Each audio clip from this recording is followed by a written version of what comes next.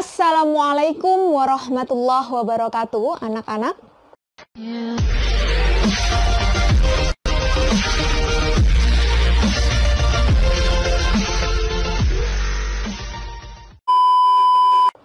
Berjumpa lagi dalam proses pembelajaran pendidikan agama Islam dan budi pekerti bersama dengan Bu Ana. Oke, minggu lalu kita sudah belajar tentang materi haji dan umroh. Maka pada pembelajaran kali ini kita akan belajar tentang materi optimis, ikhtiar, dan tawakal, Mas Mbak. Kalian mungkin, sebagian besar dari kalian, bahkan mungkin semuanya sudah sangat mengerti apa sih yang dimaksud dengan optimis, apa yang dimaksud dengan ikhtiar, apa yang dimaksud dengan tawakal. Lebih-lebih kalian sekarang sudah menginjak kelas 9 SMP. Oke?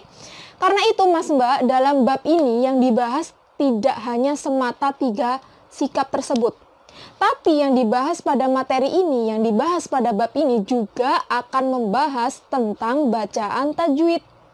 Tajwid apa Bu yang dibahas? Tajwid tentang bacaan qalqalah. Ada qalqalah sughra dan ada qalqalah kubra. Oke? Kalau gitu kita mulai materi kita pada hari ini. Kita bahas yang pertama yaitu tentang optimis, Mas Mbak. Apa sih optimis itu? Mas Mbak, optimis itu berarti percaya diri. Optimis itu berarti yakin bahwa akan ada suatu hal yang baik yang akan terjadi pada diri kalian. Optimis itu berarti positive thinking atau berpikir yang baik-baik, berpikir yang positif. Contoh semisalnya, ketika kalian sedang akan menghadapi suatu ujian sekolah misalnya, kemudian kalian merasa canggung. Misalnya ujiannya ujian lisan ya. Kalian merasa canggung, kalian merasa nervous, kalian merasa aku bisa nggak ya, aku iso nggak ya, aku bisa melalui ini apa nggak ya, aku kemarin sudah belajar tapi bagaimana nanti kalau aku lupa, bagaimana nanti kalau aku nervous, bagaimana nanti kalau aku gemeteran di depan guru saya. No, jangan pernah berpikiran seperti itu Mas Mbak. Mantapkan hati kalian, berpikirlah positif terlebih dahulu. Kalian harus berpikir positif, kalian harus memasang rasa percaya diri pada diri kalian, kalian harus yakin dan berpikiran yang baik-baik saja. Yakin, percaya diri bahwa suatu hal yang baik itu akan terjadi pada diri kalian. Yakin dan percaya diri bahwa kalian pasti akan melalui proses ujian lisan itu dengan baik dan benar. Oke? Karena suatu hal yang iringi dengan suatu keyakinan yang luar biasa, pikiran positif yang luar biasa, kepercayaan diri yang luar biasa, insya Allah suatu hal yang baik itu pasti akan terjadi kepada diri kalian. Faham sampai sini Mas Mbak? Oke. Next selanjutnya yaitu tentang ikhtiar Mas Mbak. Ikhtiar itu apa Bu? Ikhtiar itu artinya berusaha Mas Mbak. Ikhtiar itu artinya usaha atau mengusahakan suatu hal yang baik untuk bisa kalian capai. Jadi ketika kalian tadi sudah optimis, ketika kalian tadi sudah berpikiran positif, ketika kalian tadi sudah percaya diri, maka lanjutkan dengan usaha. Lanjutkan dengan berikhtiar. Jangan hanya aku yakin aku iso, aku yakin aku pasti bisa ujian lisan dengan baik dan benar. Aku yakin pasti aku akan mendapatkan nilai 100 atau mungkin aku yakin aku pasti akan lolos dari ujian ini. Percuma kalau kalian yakin tapi tidak ada usaha atau ikhtiar dari kalian. Yang ikhtiar atau usahanya seperti apa Bu? Belajar misalnya, mencari literasi-literasi yang lain selain buku paket misalnya, belajar online, kemudian mencari dari Google, internet, berusaha mencari tahu, bertanya-tanya kepada orang tua, orang yang lebih tahu, guru-guru yang lain, ustadz-ustadzah atau siapapun yang bisa menambah ilmu atau wawasan kalian untuk kalian berusaha bisa mencapai target dan nilai yang terbaik.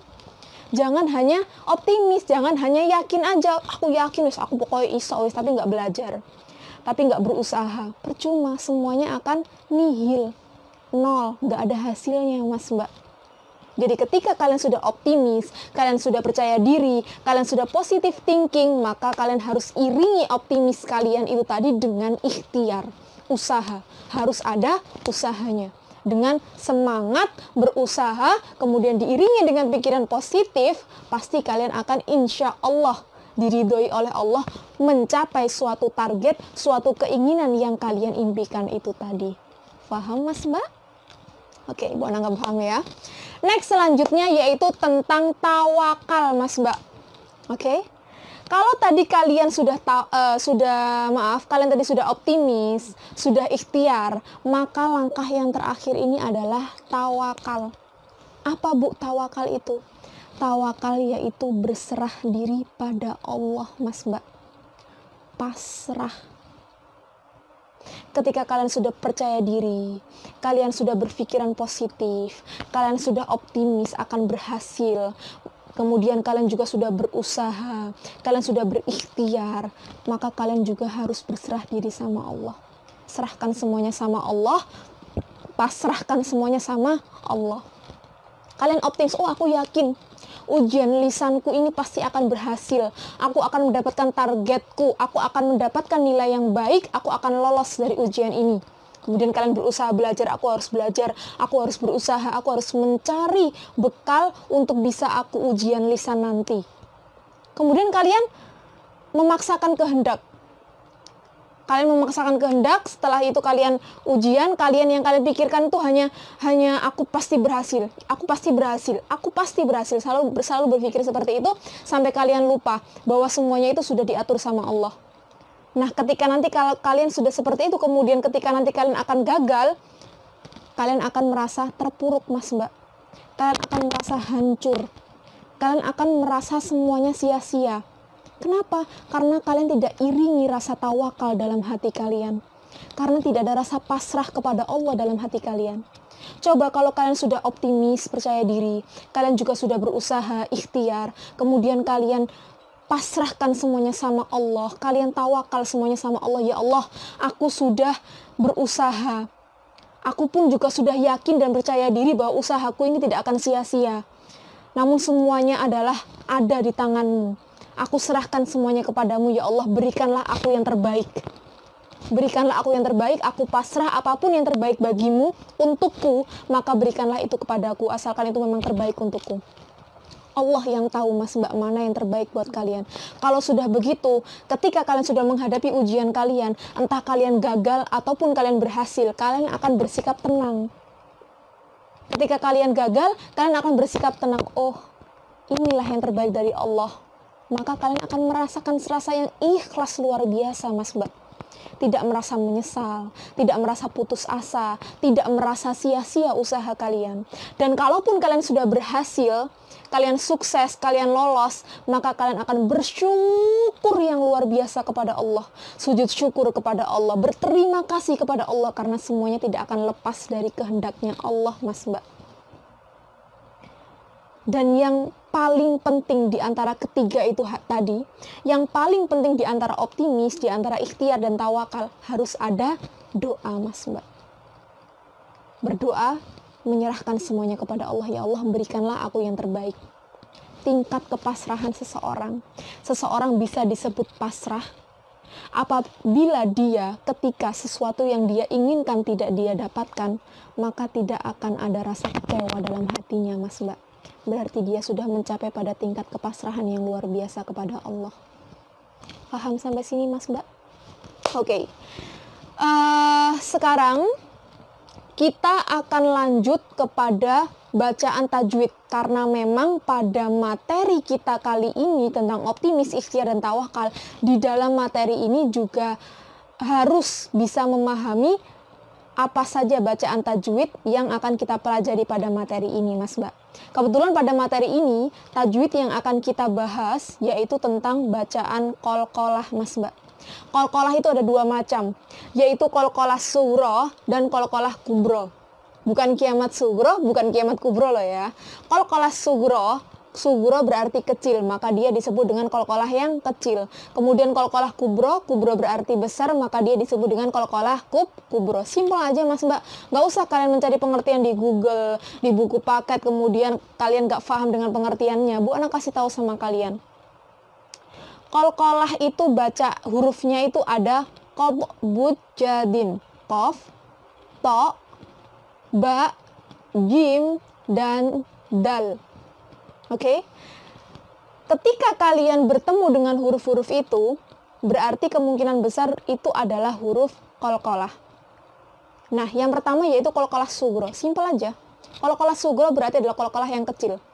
Yang disebut dengan qalqalah sugro adalah apabila kalian bertemu dengan huruf yang Bu Ana sebutkan tadi dalam suatu ayat, dan huruf itu berada di tengah-tengah ayat, tapi dengan harokat sukun. Diingat baik-baik, dengan harokat sukun, maka dia disebut dengan qalqalah sugro. Faham sampai sini? Sekali lagi Bu Ana ulangi ya. Apabila kalian bertemu dengan salah satu huruf dari kof, to, ba, jim, dan dal, kemudian huruf tersebut ada di dalam suatu ayat, di tengah-tengah ayat, kemudian harokatnya sukun, maka dia disebut dengan qalqalah sugro. Kemudian kalau qalqalah kubro, apabila kalian bertemu dengan huruf-huruf yang sudah Bu Ana sebutkan tadi, dalam suatu ayat atau dalam suatu kalimat, namun huruf tersebut berharokat hidup, bukan mati, bukan sukun, berharokat hidup, dengan catatan huruf tersebut harus ada di akhir waqaf atau di akhir ayat. Paham ya sampai sini? Oke, contohnya kalian bisa melihat contohnya berikut ini. Di situ ada kalimat la maqtu'atin. Di dalamnya ada huruf qaf, ya kan? Huruf qaf tersebut termasuk dalam huruf qalqalah atau tidak? Termasuk, Bu. Huruf qaf tersebut harokatnya apa? Sukun. Berada di tengah kalimat atau tidak? Ada di tengah kalimat, maka dia disebut dengan qalqalah sugro. Cara bacanya bagaimana? La maqtu'atin, harus ada pantulannya, maqtu'atin. La maqtu'atin. Paham ya? Next, selanjutnya yaitu bacaan qalqalah kubro. Di situ ada kalimat huwal ghaniyul hamid. Kalian lihat di akhir ayat itu ada huruf dal. Dal termasuk dalam huruf qalqalah atau tidak? Termasuk. Harokatnya sukun atau hidup? Hidup. Tapi dia berada di tengah kalimat atau di akhir kalimat? Akhir kalimat dengan berupa ayat, berupa waqaf yang dirupakan ayat di akhir kalimat tersebut, maka dia dibaca qalqalah kubro. Cara bacanya adalah huwal ghaniyul hamid. Paham ya? Huwal ghaniyul hamid. Oke, paham ya? Kita sudah membahas tentang materi optimis, ikhtiar, dan tawakal. Kita juga sudah membahas bacaan tajwid tentang qalqalah sugro dan qalqalah kubro. Oke, paham sampai sini? Jika ada yang masih belum kalian pahami, kalian bisa tanyakan langsung kepada Bu Ana. Boleh melalui kolom komentar di YouTube ini, atau boleh langsung chat person ke Bu Ana. Boleh juga langsung tanyakan di grup pembelajaran WhatsApp kita. Oke? Oke, kalau gitu kita akhiri dulu pembelajaran online materi dalam video YouTube kita kali ini.